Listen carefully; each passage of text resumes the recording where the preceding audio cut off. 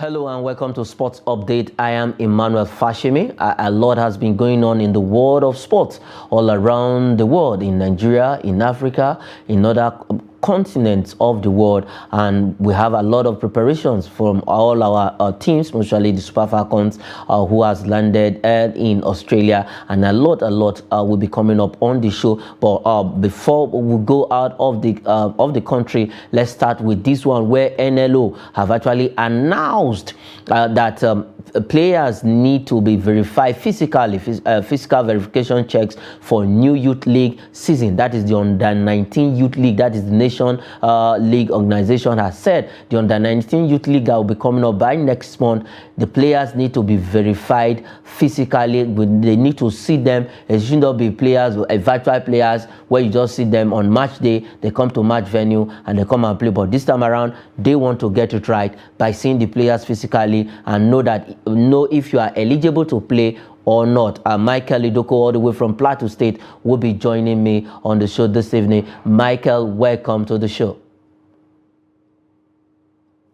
Yes, thank you very much, Fash. Always a pleasure to be on this show. Okay, NLO has made this announcement that all players that will be playing at the Under-19 Youth League that will be starting next month, that is precisely 12th of August, they need to be physically present with their verification. And one of the criteria is that you come with your NIN, which they will use to verify if you're actually 19 years of age. Yes, of course. You don't blame us. In Nigeria, we have too many issues of age fraud. So that is one thing you have to curb by all means. And the only way to do that is by instituting, this physical verification exercise.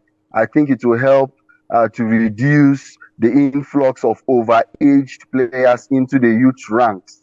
I think I'm in support of what the nationwide League One is doing in this matter, because we are known for fraudulence when it comes to age. It's not really, it's unfortunate because so many players don't really make it early enough. It's when they get to their mid-20s that such opportunities present itself. And that's why they always claim to be less than 20 when we know that they are well into their 20s. So yes, I think it's a good thing so as to minimize the fraudulence when it comes to age fraud. So they need to do an MRI. They also need to do an MRI, but let's look at it this way. How can NFF, the NFF is in body of all football matters in Nigeria. What can they really do to curb this age cheating? What are the procedures? What are the modalities? What are the steps that they can take to actually make sure that whatever is called age cheating, we don't have it in our football anymore? Yes, what they can do is to ensure, if you look at what these football academies in Spain, in Germany, in Europe generally, they always have under 5, they have under 10s, they have under 15s, you have under 16s, you have under 19s, and then you have under 21s. So when you have, a good youth league where players will start developing from their minor age until they become adolescents and then teenagers, and then before they get to their 20s, you would see so many players. This will be minimized to the barest minimum. But when you don't organize youth development league where players will play, where there are tournaments for every age group, if you don't have tournaments for every age group, this is the result. This is what comes out of it, because when players don't have an opportunity to develop in an academy and they now become good players in their 20s, they will definitely want to be given a chance to play at the under 20, under 19 level when they are well over their 20s. So they need to work on the academies. That should be the number one priority of the NFF. That should be the number one priority of the NFF. By working on your academies, I also have this belief that if the NFF wants to curb the age cheating, then they should have data for every player just go to the grassroots, get their data. You actually know when this person is being this person is being born, the date, the year, and what have you. I think we need to have all of this data, since we don't have we have a national identity, national number right now. So it's good that NFF also use a way of getting the data of this player from the beginning, so that we can actually curb the age cheat issue. But good one, so far so good. I love what happened in the last under 17 team, where we actually went with the rightful age to that AFCON, where we actually crashed out. We couldn't pick the ticket for the under 17 World Cup, but NFF did the right thing by making sure we went with the right age, and within the space of 2 hours, when the MRA test was carried out at the competition proper, Nigerian players passed that test, and it was a very big one. CAF even commended Nigeria for actually bringing the right age to that tournament. So good one. If we want to curb the age cheating, let's go to the academies, develop them, let's get data of these players, and then we can have maybe our players can be staying longer on the scene. Look at the likes of JJ and the rest of them. They retired at when we were not expecting them. Ronaldo, it's 38, still playing. Look at Maldini, got to 40 before he retired. What's his name? Van der Sar got to 40 before he retired. Look at the longevity. The latest retirement, Ibrahimovic was 41 before he retired. So we need to see our players actually going longer in the scene. But because of what have you, age and whatever, you see them retiring when they are not supposed to retire. But let's quickly leave that story. It's now left for the NFF to do their job. Let's go away from that story right about now and talk about the AFCON 2023 that will be coming up in Cote d'Ivoire next year, January, precisely of January to February next year. But one man who has been ruling Africa, also a player, humble, big player when it comes to the round leader game in Africa and the world, in person of Sadio Mane, has tipped Nigeria to be among the countries that will win the Nations Cup. He said Nigeria, Ghana, Morocco, Cote d'Ivoire are among the countries that actually that have the chance of winning the Nations Cup next year in Cote d'Ivoire. Not forgetting Senegal, that they are the defending champions, but he has said that Nigeria also have a chance of winning it come next year with the star-studded team, the players we have right now. Do you share Sadio Mane's opinion, Michael? Yes, of course, I agree with Sadio Mane. Nigeria, he tips Nigeria as one of the favorites. Yes, Nigeria should always be one of the favorites. I mean, I think we've won it 3 times. About 3 times or so. We've come our resume when it comes to, I mean, the football at the AFCON or the African continent. So yes, Nigeria should always be among the favorites. The coaches, I mean, from Bernard Raw, I mean, to Jose Pesero, I mean, we've always had coaches' integrity challenge. The coaches we've had in the recent years have not just been, I mean, the best. I wish we still had the likes of Keshi or even Siasia. Unfortunately, Keshi passed on too early. I wish we had the likes of Siasia. I tell you, we would have, I mean, better results than we are having. If we have a good coach, I mean, in the realm of Westerhoff, I believe Mane's prediction will definitely come to pass. Nevertheless, as humble as Mane's opinion sounds, that guy, when he steps onto the pitch, he plays, I mean, like a lion. He plays, I mean, he brings everything to the table, leaving no stone unturned. See what he did to, I mean, his teammate Mo Salah.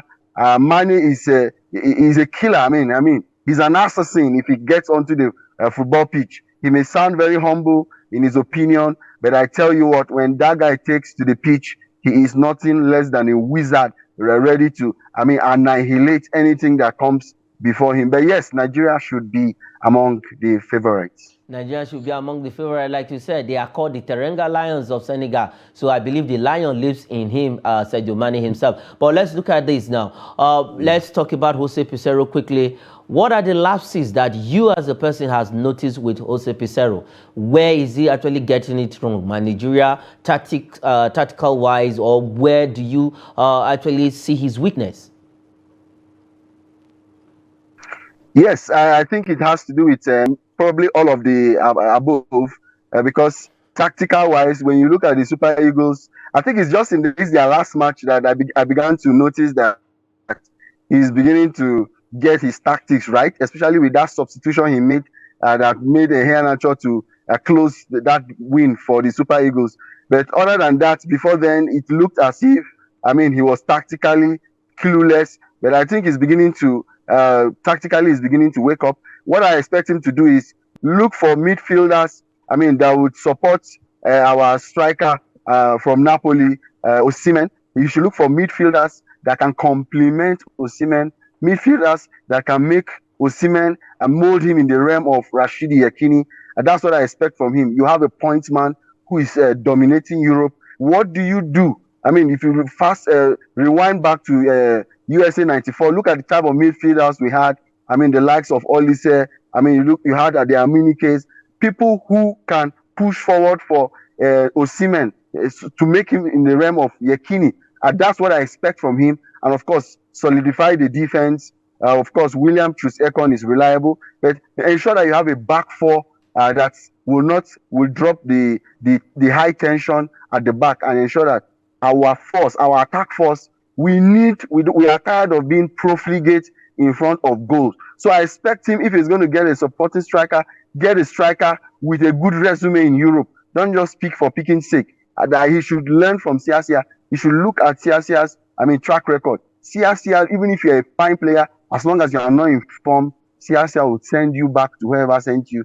That you should go back and pick the most. So he should pick the most informed players if he wants to get results from the Super Eagles. He should pick the most informed players if he wants to get the result from the Super Eagles. On your screen right now, that was the game against the Guinea, where we lost at the Moshood Abela National Stadium, one of the qualifiers, before we went back to do what is called a payback. But it's a painful one that our national teams from the Super Eagles down to the last, the under 17, under 15, we are not actually getting the kind of result that we want, even the women's football. But I think the women, in a way, we can be proud of them because 9-time African champion and the last under 17 World Cup, the Flamingos were crowned champions. But I think we need to wake up. NFF need to get us a better coach. That is far better than Jose Peseiro, who can actually give us that trophy. We want to win the African Nations Cup for the 4th time.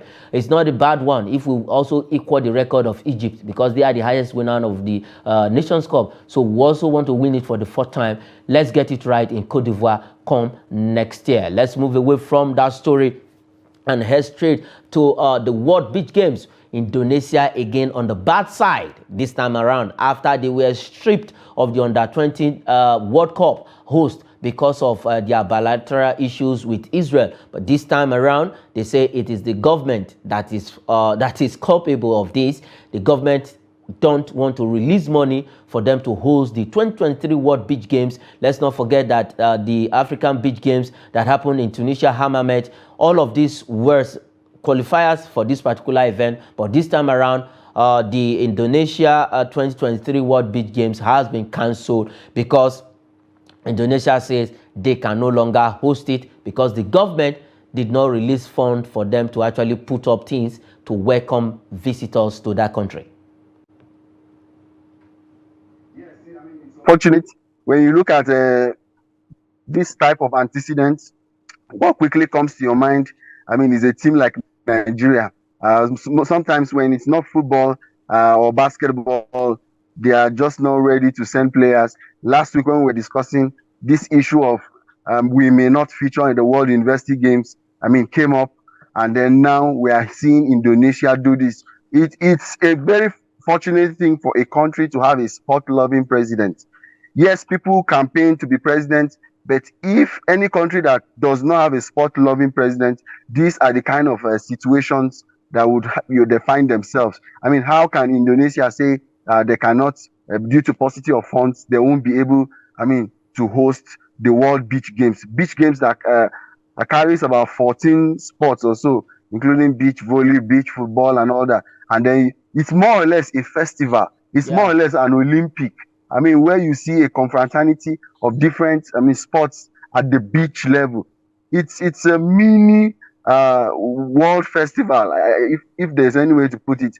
Indonesia has not only disappointed Indonesia, but they have disappointed the world. Little wonder, I mean, the Association of Olympic Committee have decided to cancel it because this is a big slap, I mean, to the beach games. And we hope that something happens because it is truly not a good one. The first edition was in Doha, I mean, in 2019. And then Nigeria are prepared because we are second on the African continent for these beach games. It's an opportunity for our players to show themselves at the world stage. It's actually an opportunity for our players to show themselves at the world stage, but the Olympic Committee, National Olympic Committee, NOC, actually deemed it fit to cancel it because they said it's too close because that event was supposed to happen next month, and now Indonesia is coming out that because of paucity of funds, they cannot host it. But quickly, if you are a member of Olympic Committee, should Indonesia be sanctioned, either football or in all of the sport? Yes, I believe they should be given maybe a 5-year ban or so so that they will know that this is truly this is unacceptable. I mean, they waited. They should have alerted the Olympic Committee, Association of National Olympic Committee, earlier than now, so that they would have found an alternative host nation. But they have failed to do that, and this is a big slap, I mean, to World Beach Games. It should be. This is unheard of, and I think they should be sanctioned and fined, sanctioned, and then fined for years, so that this will serve as a deterrent going further for any host nation. For any host nation, I think I also share in that opinion. I will support that because it's now becoming unbecoming of Indonesia. First, they were stripped of the hosting right of the Under-20 World Cup. Now they've allowed the Association of the National Olympic Committee to cancel the World Beach Games that was supposed to happen next month because of paucity of funds. They would have made this issue known before now, but it is coming too late, and it's just it's giving a lot of issues for them to actually get another country to host that tournament. And probably with the way things are with the way things stands right now, we are bound to see a move of date, and probably maybe this will be coming up next year. But if there's anything that can be done quickly before the end of the year, we're going to have another host country. Let's move away from that story and talk about this one. It concerns our Nigeria also. A man that I respect so much, that donned the colors of this the green, white, green for Nigeria, Odion Jude Igalo. 2 clubs are on his trail right now in Saudi Arabia. He just left Al Hilal. He wants to remain in Saudi Arabia, but 2 clubs, the likes of Al Hazim, a newly promoted club, and Al-Khahij are on his trail. Now for Jude Odion Igalo, he sometimes granted an interview 2 weeks ago that he would like to play in the Nigerian Premier League, if only there is security and whatever. But right now, 2 clubs are coming for his services in Saudi Arabia. Yes, of course. Hello, he has been a money-making machine. I mean, since he left Manchester, since he left the Premier League, he's been going to places. I think he went to China, and then he's been making money, and then now he has gone to the Middle East. I think he's just. I'm happy for him in terms of making wealth. I think he's really doing very well for himself. What I just want from him is try to set up academies. Let's look at what Ahmed Musa is doing. Try and see that you could give back to your nation. I mean, the way Ahmed Musa is doing. But nevertheless, since he still has some mileage left in him, I think he should maybe if he can consider coming back to Nigeria, I think it would be a big plus. It will give more publicity, I mean, to our Nigerian league. But if not for that, he can maybe look for the highest bidder. Looking at the 2 Saudi clubs that are coming for him, he can look for the highest bidder. But then he should, I think, consider coming to Nigeria because, I mean, we need high-profile players, I mean, to boost our publicity, to put Nigeria on the map. To put Nigeria on the map, if he plays for the Nigerian Premier League side, he has somebody suggested Enyimba for him, and another person said Rivers United. Whatever is his decision, it's not left for Odion Jude Igalo to make. But 2 clubs in Saudi Arabia are actually jostling for his signature. Whichever one comes, like Michael, like you said, is a money-making machine. It is time to rake in all the money you can make. But don't forget to give back to the society. Don't forget to come back home with all of the wealth of experience and invest here in our football. Let's see how we can take our football to an enviable height. But for Odion Jude Igalo, whichever team he goes, he knows best, and we are going to be with him in any of the team he plays in. And let's quickly take this last one on the show before we go, Michael. Manchester City is ready to receive offer for this young man, the little pie in the midfield, Bernardo Silva. I always tell people that the two key players in Manchester City is Bernardo Silva and Kevin De Bruyne. These are the people that made Manchester City to win the league, not to win the league and also win the Champions League. It's not the goal scoring of Erling Haaland. If these two guys are not there, Erling Haaland cannot get those services, cannot get those goals. But right now, this is one of the problems I have with Pep Guardiola. They have said they are ready to accept offer for Bernardo Silva. Is that a good one coming for a man that has given so much to the team? Yes, it's not a good one, because I wonder why first of all you release Gundogan and then now you want to release Bernardo Silva. It's not a good omen for Man City. I must say this, that if Man City allows this to happen, the team may definitely not be the favorite next season. But I think they want to replace him with Oscar Gloop of Salzburg or so. We watched, the young kid develop from Maccabi. We saw him in the Euro under 21, how he led them to the semi-finals. Yes, he's quite a promising young lad who they want to use to replace Bernardo Silva. But I tell you what, that Bernardo Silva is not just the heart of Man City, but he's also, alongside Fernandes, they are the hearts of Portugal as well. So I don't see it as a good move. Probably Guardiola felt he has achieved all he wants in football, and it's time to play chess now, tossing players here and there. Of course, he has won Champions League with two teams.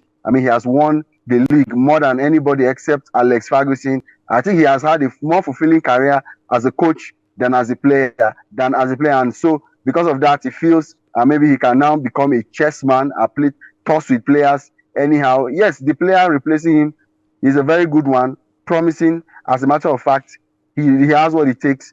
Talking about the Oscar Group, he has what it takes to be as good or as the Bernardo Silva, if not even better. But then I believe Bernardo Silva is in the peak of his prime and should not be replaced, except Man City are tired of being at top of the table in Premier League. Except Man City are tired to be at the top of the table. Let's see what happens next season, and let's see if they actually get the right offer. It's between the ranges of £45 million and £50 million. Let's see who brings us this money to get Bernardo Silva. Whichever team he goes to, I think that team will enjoy his services. Michael, that is where we'll leave it. Thanks for joining me on the show this evening.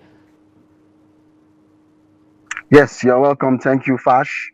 It's been a pleasure doing this with you. Welcome. I am Emmanuel Fashimi. Sports is life. Thanks for watching.